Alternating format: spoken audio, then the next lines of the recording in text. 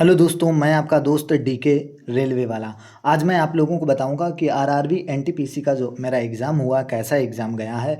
Today exam analysis एकदम हूबहू वही प्रश्न आप लोगों को बताऊंगा। 18 मार्च को मेरा फर्स्ट शिफ्ट में एग्ज़ाम था। आप लोगों को मैं फर्स्ट और सेकंड शिफ्ट का एनालिसिस बताऊंगा। कैसा हुआ मेरा एग्ज़ाम ये भी बताऊंगा। कैसे आप लोग टाइम मैनेजमेंट करेंगे ताकि अच्छा अटेम्प्ट कर पाएँ। क्या रहेगा आपका सेफ स्कोर, इस पे भी चर्चा करेंगे। पूरा पेपर एकदम सटीक बताऊंगा। देखिए यहाँ पर जो मैंने क्वेश्चन लिखे भी हैं। पोलियो दिवस 2025 की थीम पूछी थी, इलेक्ट्रॉन की खोज पूछी थी, वॉयस की फुल फॉर्म पूछी थी। कंप्यूटर में आपके लगभग में 3 क्वेश्चन आए थे। सब पे चर्चा करूंगा। देखिए कौन कौन से क्वेश्चन आए थे, चलिए चर्चा करता हूँ। मैं आप लोगों को मैथ भी बताऊंगा, मैथ के क्वेश्चन कैसे आए थे, रीजनिंग के कैसे क्वेश्चन आए थे, आपको कहाँ पर कौन सा क्वेश्चन छोड़ना है। तो वो एकदम ऑथेंटिक पॉइंट टू पॉइंट बात बताऊंगा। अगर आप टाइम मैनेजमेंट करके रह गए तो आप 80 प्लस सेफ स्कोर करोगे, जिसमें आपकी एक्यूरेसी अच्छी रहेगी। बाई चांस एक दो गलत निकल जाए। ठीक है, चलिए क्वेश्चन मैं आपको बताता हूँ। वीडियो अगर पसंद आए तो वीडियो को लाइक करें, चैनल को सब्सक्राइब करें और वीडियो को शेयर ज़रूर करें ताकि लोगों को पता लग सके कि हाँ ऐसे क्वेश्चन पूछे जा रहे हैं। ठीक है, तो देखो यहाँ पर एक आज क्वेश्चन ये पूछा गया कि हरियाणा के लोकगीतों को क्या कहा जाता है। तो रागनी कहा जाता है, रागनी सुनाते हैं।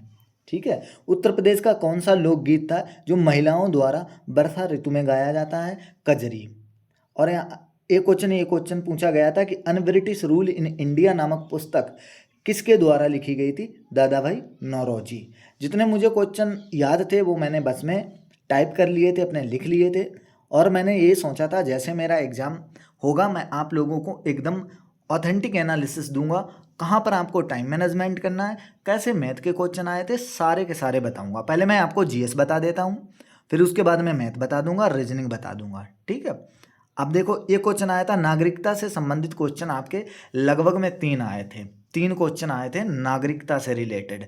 कौन कौन से क्वेश्चन थे। एक तो आपका था कि अगर आपके माता पिता 5 साल से बाहर रहते हैं और किसी का जन्म भारत में होना चाहिए तो उसकी नागरिकता को लेकर के आर्टिकल 10 को लेकर के क्वेश्चन पूछा गया था। एक आपका क्वेश्चन ये पूछा गया था कि अगर कोई भी व्यक्ति देश के विरुद्ध काम करता है तो उसकी नागरिकता का अंतःग्रहण मतलब छीन लिया जाएगा। एक इस आर्टिकल में दे रखा है, ऐसा क्वेश्चन पूछा गया था। एक क्वेश्चन आपका पूछा गया था कि जड़ों से पत्तों में जल कौन ले जाता है। इसका आंसर जैसे आपका जाइलम था, फ्लोएम फूड ले जाता है। पोलियो दिवस की थीम पूछी गई थी। अब देखो मैं आपको कम टाइम के अंदर सारे सारे क्वेश्चन बता रहा हूँ। हर किसी का आंसर नहीं बताऊंगा कि ताकि वीडियो लंबा ना हो। इलेक्ट्रॉन की खोज किसने की थी, हूबहू वही क्वेश्चन है। मैं ऐसा कुछ नहीं, मैंने खुद अपने आप टाइप किए हैं। आपको मैं एकदम वही ऑथेंटिक क्वेश्चन दिखा रहा हूँ। मैथ के भी वही ऑथेंटिक क्वेश्चन दिखाऊंगा। नर्मदा नदी के तट पर राजा हर्षवर्धन को किसने हराया था। सेम टू सेम यही क्वेश्चन पूछा गया था जैसे आपका पुलिकेशन द्वितीय। कंप्यूटर में बॉयस की फुल फॉर्म पूछी गई थी, बेसिक इनपुट आउटपुट सिस्टम। एक कंप्यूटर एक ही काम को बार बार दोहराकर करता रहता है फिर भी थकता नहीं है, ये उसका कौन सा गुण है। इसके बारे में पूछा गया था। फाइल एक्सटेंशन एमएसआई में कौन सा डाटा स्टोर किया जाता है। तो 4 ऑप्शन दे रखे थे, वहाँ पर आपको लगाना था। एक क्वेश्चन पूछा था कि विस्तीर्ण मतलब एक्सटेंशन खेती और गहन कृषि में कौन सा अंतर है।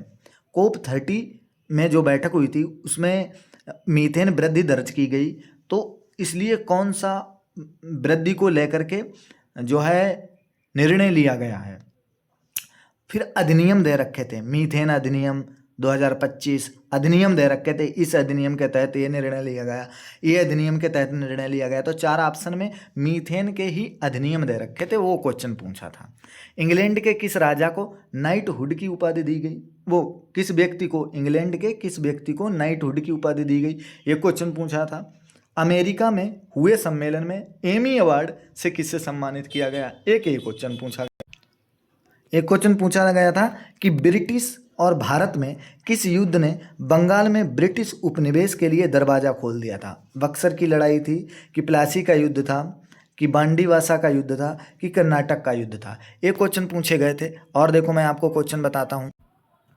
राखी गढ़ी, हरियाणा में जो राखी गढ़ी है, राखी गढ़ी के उत्खननकर्ता के बारे में पूछा गया था। राखी गढ़ी, ठीक है। अब देखिए मैथ की बात करता हूँ। मैथ में भाई, मैथ में आपके 3-4 क्वेश्चन ऐसे थे कि जो आप कितनी भी कोशिश करते लेकिन फंसने वाले क्वेश्चन थे। एक तो आपका बहुलक पूछा गया था, वो भी वर्ग अंतराल वाला, जो आपका क्वेश्चन लगता है यल प्लस F1 माइनस F0 अपान में 2 F1 माइनस F0 माइनस का F2 इन 2 में हाइट मतलब आई रख लो, जो मतलब जैसे 20 से 30 है, इसके बीच का जो डिफरेंस यहाँ पर रखा जाता, इससे रिलेटेड एक क्वेश्चन आपका पूछा गया था। एक आपका आया था कि माध्यिका बहुलक से 77.74 ज़्यादा है, तो माध्यिका मध्य से कितनी ज़्यादा है, इसके ऊपर क्वेश्चन पूछा गया था। एक आपका एंगल पूछे गए थे, 2 एंगल पूछे गए थे, मतलब एडवांस मैथ से भी क्वेश्चन पूछा गया था। एक क्वेश्चन जो फसाऊ वाले क्वेश्चन थे जिसमें टाइम ज़्यादा जा रहा था, वो मैं आपको बता रहा हूँ। एक क्वेश्चन आपसे पूछा गया था कि एक ठोस घन है, एक ठोस घन है, इसके ऊपर एक घनाभ रखा है, घनाभ का आधार एक वर्ग है, घन की भुजा x है और इसकी हाइट दे रखी थी, तो उन्होंने कहा था x की वैल्यू कितनी है। तो ऐसे डिफ़िकल्ट ये थोड़ा क्वेश्चन पूछा गया था। एक क्वेश्चन आपका ये आया था कि ठोस एक अर्धगोला है, ठोस एक अर्धगोला है जिसका संपूर्ण पृष्ठ आपको दे रखा था 272। तो क्वेश्चन ये पूछा था कि इसकी त्रिज्या कितनी होगी। ये सिंपल सा क्वेश्चन था, आराम से लगभग में इसका आ रहा था 952/33 रूट, ऐसा करके आ रहा था लगभग इसका आंसर। एक क्वेश्चन आपका देखो पूछा गया था कि x बराबर a साइन थीटा और y बराबर a sine theta a cos theta, तो निम्नलिखित में से, और ये दे रखा तो निम्नलिखित में से x, y और a में कौन सा संबंध सही है। 4 ऑप्शन दे रखे थे, तो इसका सही आंसर था ax² प्लस y² बराबर में a²। ये जब आप सोल्व करोगे स्क्वायर करके तो ये वाला सही ऑप्शन बैठेगा। एक क्वेश्चन आपका दे रखा था कि 7x² माइनस 7x और प्लस में 22 में न्यूनतम वैल्यू ज्ञात कीजिए। न्यूनतम, कम से कम वाली न्यूनतम वैल्यू पूछी थी, जिसमें आपका 85/4, 55/4, सब 4 नीचे 4 ऑप्शन था, मतलब 85/4, 55/4 और ऐसे करके ऑप्शन थे, जिसमें मैंने तो ये क्वेश्चन खैर छोड़ दिया था। और जो क्वेश्चन आपसे लगे ना भाई, मैं आपको टाइम मैनेजमेंट का बताता हूँ, जो क्वेश्चन लगे ना उसको तुरंत छोड़ो, ज़्यादा उसके पीछे मत पड़ो, नहीं वरना आप 75-76 जाकर ही अटक जाओगे। फिर बाद में या तो आप तुक्का मारो तब अच्छे कर पाओगे क्वेश्चन, नहीं वरना नहीं कर पाओगे। तो देखो मैं आप लोगों को बताऊं, सही क्वेश्चन अटैम्प्ट करने का यही फार्मूला है कि जो भी क्वेश्चन बन रहा है आप तुरंत उसको बनाओ, जो नहीं बन रहा है तो उसको छोड़ दो। एक जैसे आपका ये क्वेश्चन था, एक्स और वाई को सेम प्राइस पर ख़रीदा गया, मतलब 500 में ही प्रत्येक को 500 रुपये में ख़रीदा गया है।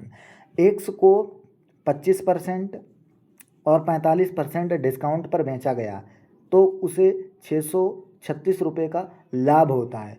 और वाई को 67% डिस्काउंट पर बेचा गया और एक और डिस्काउंट पूछा गया था कि और कितने डिस्काउंट पर बेचा जाए ताकि इतने का लाभ हो, तो ऐसे करके दे रखा था, जिसमें जो दूसरा डिस्काउंट था वो पूछा था। इसमें भाई मैथ अच्छे लेवल की आई थी, अब सरल भी मैथ आई थी, ऐसा नहीं कि कठिन आई थी। इन्होंने एक क्वेश्चन पूछा था कि एक साधारण ब्याज पर कोई धनराशि अपने आप की 5 गुनी हो जाती है, तो उसकी त्रिज्या बताइए, वो भी 0.2 तक बताइए।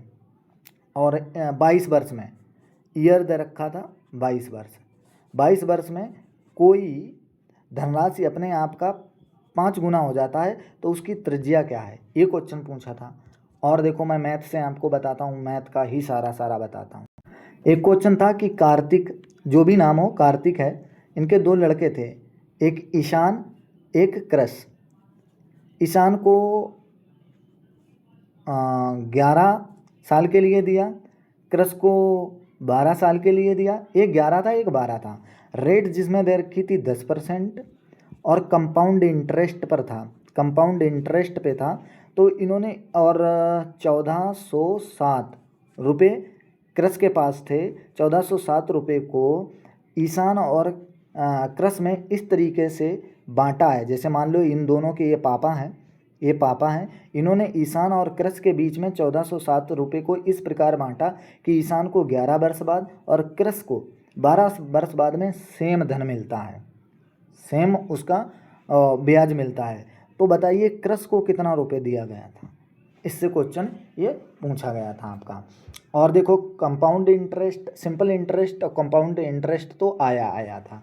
और इसमें इन्होंने ये भी क्वेश्चन पूछा था, जैसे इन्होंने कहा था कि ए है, बी है, सी है, 3 व्यक्ति हैं और 3 ग्रुप हैं। 3 ग्रुप में एक में 47 कैंडिडेट दे रखे थे, एक में 25 दे रखे थे और एक की और लास्ट डेट 25 ही थी, जिसमें ये इतने रुपए, एक पे 395 ऐसे रुपए खर्च किए गए थे और 494 ऐसे कुछ मतलब रुपए दे रखे थे 3 डिजिट में। फिर इन्होंने पूछा था कि सबको मिलाकर के प्रत्येक व्यक्ति का औसत बताइए। तो मतलब औसत क्वेश्चन पूछा था जिनमें इसकी गुणा थोड़ी बड़ी पड़ रही थी, तो मैंने तो ऑप्शन से लास्ट डिजिट से गुणा करके बस लास्ट डिजिट वाला ही मिला लिया था। औसत से तुम्हारे 2 क्वेश्चन पूछे गए थे। एक और दे रखा था कि डिस्टेंस 3 जगह दे रखी थी, जिसमें स्पीड एक की 30 दे रखी थी और एक की कितनी दे रखी थी, एक की 38 स्पीड दे रखी थी और एक की और स्पीड दे रखी थी, जिसमें औसत चाल पूछी थी। ये थोड़ा कैलकुलेटिव था, मतलब 3 डिस्टेंस दे रखी थी, एक तो 988 थी और एक 30 से कट रही थी 810 थी और एक और डिस्टेंस थी जिसमें आपका औसत चाल पूछ रहा था। तो कुल दूरी बटे में कुल समय, इसमें ये फार्मूला लग जाता है। त्रिकोणमिति से तो और हाइट डिस्टेंस से आज मेरी शिफ्ट में तो कोई नहीं मिला। त्रिकोणमिति से मतलब ट्रिगोनोमेट्री से, हाइट एंड डिस्टेंस से मेरी शिफ्ट में कोई क्वेश्चन नहीं मिला। हाँ, आपको मिल सकता है, ऐसा मैं नहीं बोल सकता हूँ। तो देखो मैथ ऐसी नहीं, मैथ आपसे बन रही है, लेकिन भाई 3 से लेकर के 4 क्वेश्चन आपसे बनेंगे ही नहीं। ऐसा नहीं मैं कह रहा हूँ नहीं बनेंगे, उस टाइम के अंदर नहीं बनेंगे। टाइम टेकिंग है ये क्वेश्चन।